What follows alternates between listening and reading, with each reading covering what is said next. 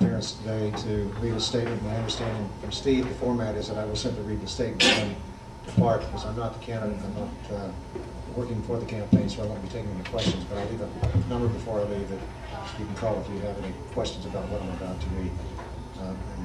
Hello to my friend Joe Heck, with whom I served in the state legislature for 4 years. Thanks, Terry. Good to see you.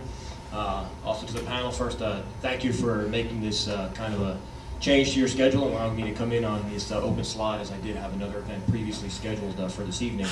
My name is Dr. Joe Heck, running for Congress District 3, running to bring real-world experience and common sense solutions to Washington, using my background as a small business owner, healthcare professional, military service member, and veteran. I feel those are the issues that we are tackling most importantly in Washington, D.C. right now, and we need the experience of people that have actually been there, done that, to bring some sense to what's coming out of the Beltway. Thank you. My name is Barry Michaels.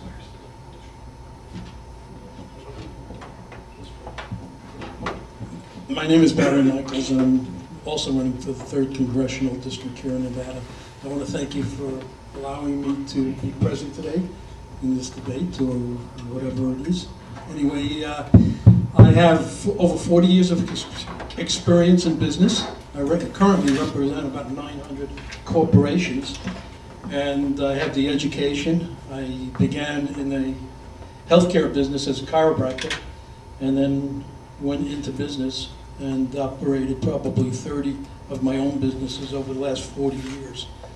So I am running as an independent right now, in that I believe the problem, one of the major problems with this country, is the two-party system that we are presently enrolled in, and that it's no longer about the candidate or the issue, it's about the party, and it's just a play for power. And I believe I bring solutions as well as the past problems that I'd like to address all the solutions. Thank you very much. And again, Don Wilbright, the moderator for Veterans in Politics. We're going to go ahead and allow Dina Titus, representative, to give her spiel, and then we're going to ask him to exit the stage. Thank you. It works. All you got to do is turn it on. Thank you again. I'm Terry Kerr. I'm a state senator, first elected in 1998, and served with Dina Titus for 10 years in the state senate. As a matter of fact, we represent the same district, Senate District 7, and I'm a veteran myself. She's asked that I be here today, and I'm proud to do so. This is her statement. Thank you for the opportunity to discuss my commitment to Nevada's veterans. I regret that I am not able to be with you in person today, but I am back in Washington working on your behalf. In fact, earlier this week, I was proud to join with my colleagues on both sides of the aisle in support of landmark legislation that supports injured veterans during their recovery and rehabilitation.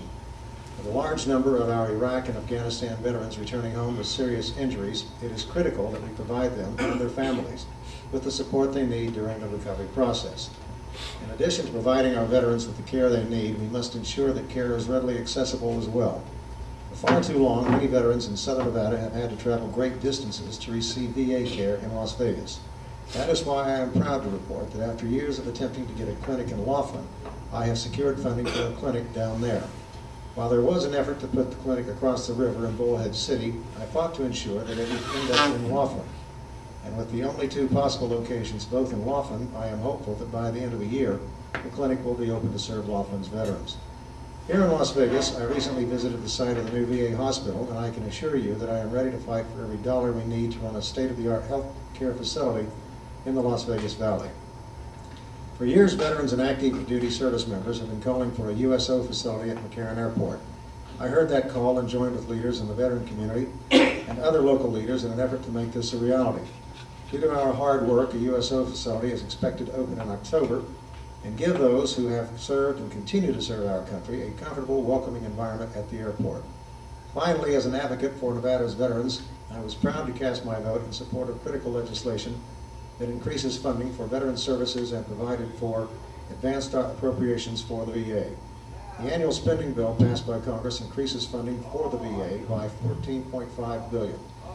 By allowing the VA to appropriate funds 2 years in advance, it will be able to effectively plan and budget how best to provide quality care to our veterans. From my service in the State Senate, where I supported the Veterans Cemetery in Boulder City and sponsored the bill to create a women's veteran coordinator, In my time in Congress, I have always worked to honor our nation's commitment to veterans. Please know that I will continue to fight for you in Washington while serving you in Southern Nevada. And again, thank you for the opportunity to address you today. I wish I could be with you in person, and if I can ever be of service, please don't hesitate to call on me. That concludes the Congresswoman's statement. I'm going to give you a telephone number if you have any follow-up questions, and that is 202-225-3252. That's 222-225-3252. Thank you. Thank you for your time, sir, and thank you for your service to our country.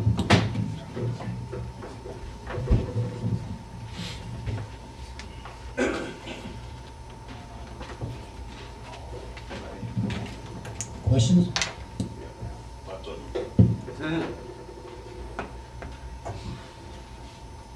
It's unfortunate that the incumbent isn't here to defend herself, I guess. I'm sorry, Dave Austin. What is your position on the health care bill? Joe Heck, speaking on the position on the health care bill. You know, the issue with the health care bill as passed is that it's going to do more damage to our health care delivery system than it's going to benefit. Without a doubt, there are certain things within the bill that would have some positive effect. But when you look at the overall impact of the bill in its totality, it's really going to have a negative effect. And I look at that from being a small business owner who provides health care benefits to his employees, from a physician who provides health care in an emergency department, the only place where we take care of everybody, regardless of time of day, regardless of ability to pay, and regardless of how sick they are, and as a healthcare administrator and educator. So I've seen the entire system. And I can tell you that this bill will not accomplish what it is set out to do or what it's claiming to do. It will not do it within the budget that they say it will accomplish, primarily because they used a lot of accounting gimmicks to make it look like it was going to reduce the deficit. But in fact, if you look at the first 10 years of the benefits being in effect, which starts in 2014, this is a $2 trillion bill and is going to increase the deficit. So I think you've got to look at what things will really make a difference in providing timely access to affordable quality health care, and this bill doesn't do it. Barry Michaels, and like Joe, I agree with parts of his decision not to be in favor of the bill. I am not in favor of the bill. I never was in favor of the bill, but for different reasons. I believe I have specific reasons to deal with. From a business standpoint, I think it is totally ridiculous for any legislator to think that you can make private insurance companies take pre-existing illnesses without raising rates. I mean, it's ludicrous. It's only going to cause rates to go up on everyone. I have another problem with 32 million people that are supposed to go under the Medicaid system. The Medicaid system is a system that really doesn't work now, and I'm assuming, well, if you're in private practice, you're going to have a hard time finding any physician that even accepts Medicaid to begin with. The other aspect of it, it's administered by the states. The states are literally broke, most of the states right now. Where's the funding going to come from to see this Medicaid through? And the simplest way to have done this, I believe, is to allow any individual that wanted to buy into Medicare. And that would have done a lot of things. It would have accepted any pre-existing illness, and as a pool, the pool would have been younger and healthier. And overall, it would have been a win-win situation for all people that were on Medicare, including the seniors.